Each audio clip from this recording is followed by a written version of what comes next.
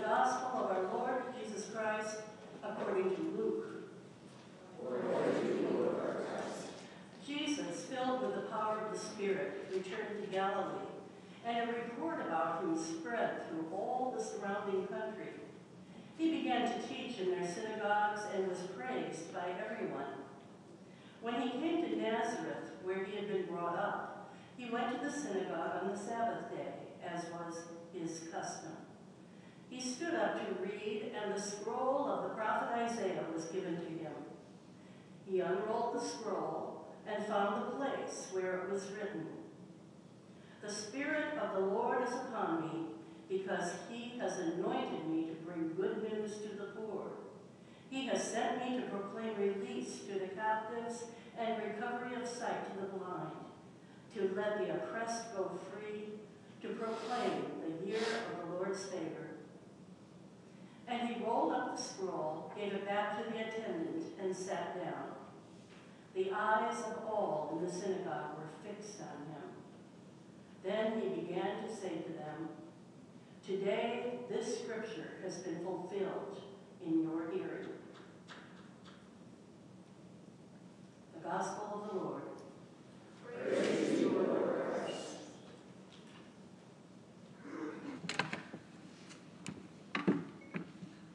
The Gospel reading just now is the first of a two-part story and a cliffhanger.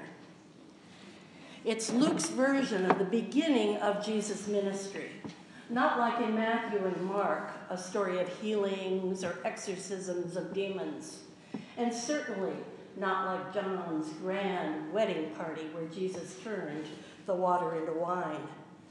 There are no miracles here that impress the crowd and convince them to follow him. He simply goes to the local synagogue on the Sabbath and reads from the sacred scroll.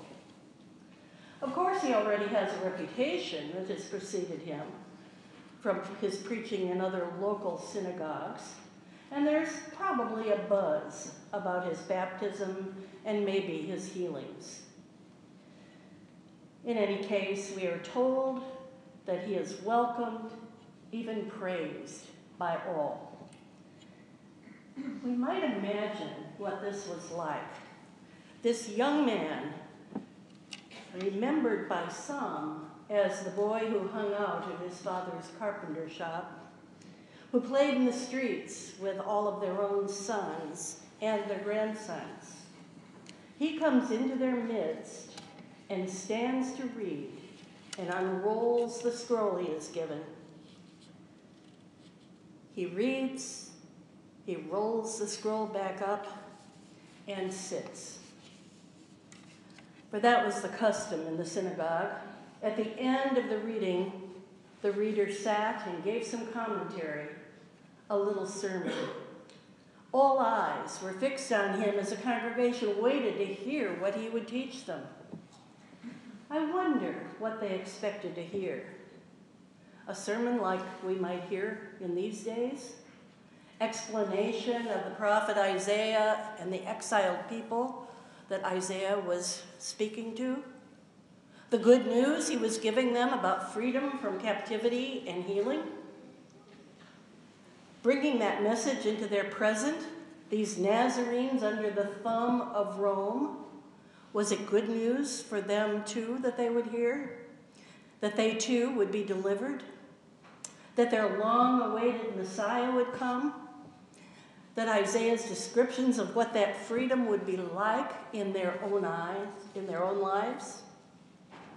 What they were not expecting was for him to take his seat and utter just one sentence, the cliffhanger sentence.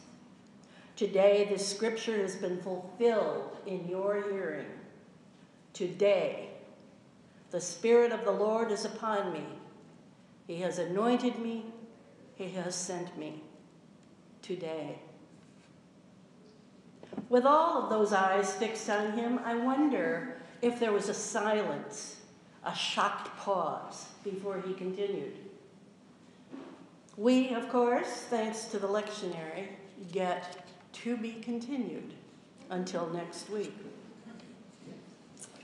About 500 years before Jesus' reading in the synagogue, that exile during which Isaiah prophesied had come to an end.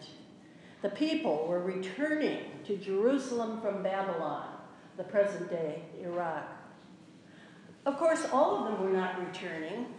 During the 50 years of exile, people died, others were born, some were married, and others became assimilated into the Babylonian culture.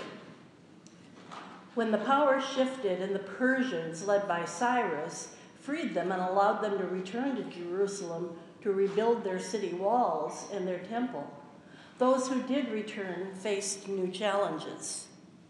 After these years as a dispersed people, how were they to reconnect and reestablish their identity? Some of these people would have remembered Jerusalem, would have remembered being exiled. They would have remembered the temple that they had left. Some would recall only stories that they had been told while in exile, and still others had probably no connection at all. Nehemiah, who worked in the court of a king, got permission to go back to his homeland to help rebuild Jerusalem. And it was a long and hard project, filled with obstacles and challenges. But when it was finished, Ezra, prophet and priest, and religious leader gathered the people together to hear the law of Moses, the Torah, and to recovenant as a people. He opened the Torah and read to the crowd for hours. They say 6. And you might have noted when Greg was reading that to you, they stood when he read. And they wept. They wept at the ancient words that they had not heard for a long, long time, or maybe never. They worshiped and they celebrated. And then they went home to enjoy abundant meals, taking a bit to those who were unable to be there. These people were transformed. Now,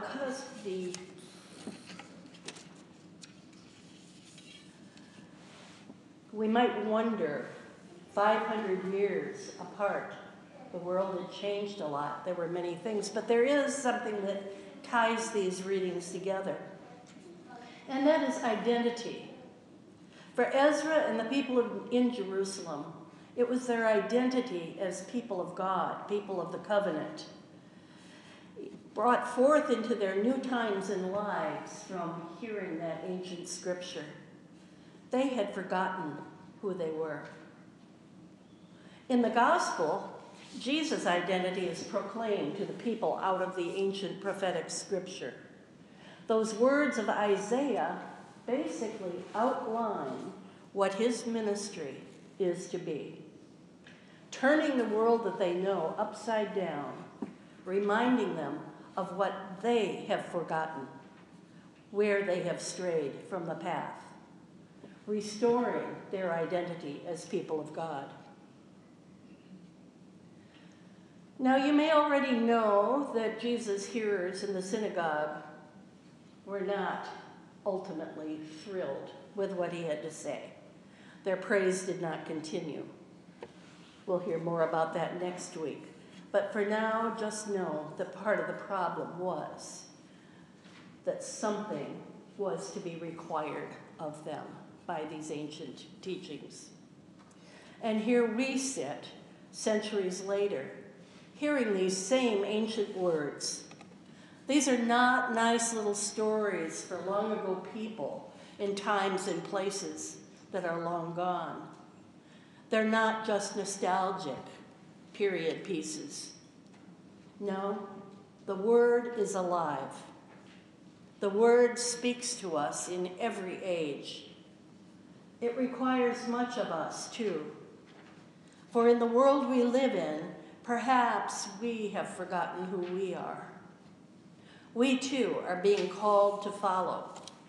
we are being called to proclaim release to the captives and recovery of sight to the blind, to let the oppressed go free, and to proclaim the year of the Lord's favor. I posted a cartoon on the church's Facebook page the other day, and perhaps you saw it. It's a crude drawing of several bearded men in robes on one side, and Jesus on the other side speaking to them. And to me, it encapsulates a bit of finding that you're on the wrong path, even if you're reading the sacred scriptures and so on. Jesus is saying to these men, the difference between me and you is you use the scripture to determine what love is. I use love to determine what scripture means.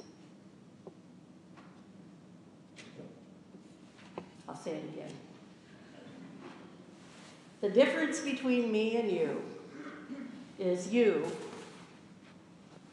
the bearded men over here, you use scripture to determine what love is.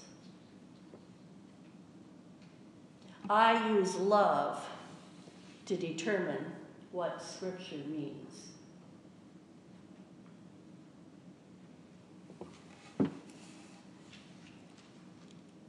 There it is again, the way of love. Let us hold that in our minds and hearts as we go on today to celebrate the year that has passed at Grace Church in Galena, Illinois, and as we dream of the year that's at hand. Amen.